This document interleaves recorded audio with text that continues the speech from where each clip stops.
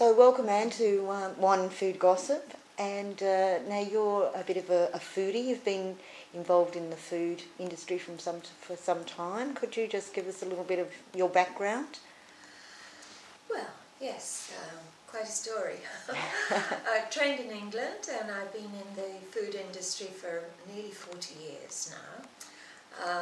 I started on as a teacher and moved to Australia and had a little bit of industrial experience, and then I went into publishing and became a cookery editor. And from there I launched myself into my own business and I started writing cookery books, and from there it went to food styling for my own cookbooks, and then got involved in television and advertising, food styling, and ultimately became a cookery consultant and opened my own private cookery school in Sydney. So did quite a lot over 40 years. You have a lot of experience in me. What were some of the highlights of that period for you? I think possibly travel and being inspired by other food cultures overseas. I always found that very, very interesting and inspiring. And going to meet some of the big chefs who were all in Europe then, in France and Italy. Of course, now we've got lots of them here, which is great. Oh, yes.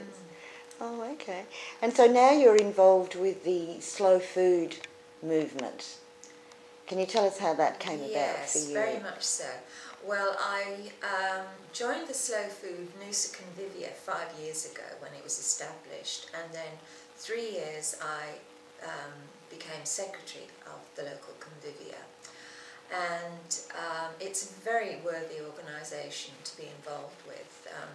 It was originally established in Italy in 1986, I think it was, by 3 men who were horrified to see McDonald's opening at the bottom of the Spanish Steps, and they brainstormed what they could do about this.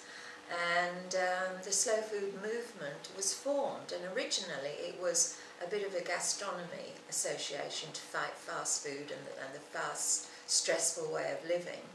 But now, over the years, it's become much, much more ethical, and its 3 basic aims now are to support the biodiversity of agriculture, which is to protect our species and, of course, protect our food.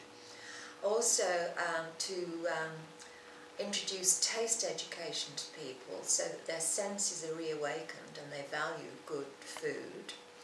And thirdly is to support the local growers and support the local economy, particularly the farmers' markets. So it has spread now into hundreds of countries with thousands of members. But the heart and soul of the Slow Food International movement are the Convivia, and we've got a very active Slow Food Convivia here in Noosa. Oh, okay. And so this is something that we need to direct towards our youth as well, isn't it? To have that education to look at food in that. Absolutely, yes. The youth movement of slow food has started to develop in Italy, where there is actually a University of Gastronomy, which is supported and sponsored by Slow Food there. It's quite active in the United States, but we would like to introduce a slow food youth movement here in Australia. And I think we should try to do this through our universities. But having said that, we have already introduced school kitchen gardens, permaculture gardens, into 4 primary schools in the Noosa area.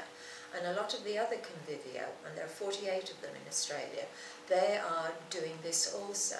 So this is a good move forward, starting with the young children, training them how to grow food, how to harvest it, how to enjoy the food they've grown. And we hope that they'll take this experience and this value through into their own lives, and that it will affect the decisions they make when they come to buy food. Keep them away from fast food. Thank you very much, Anne.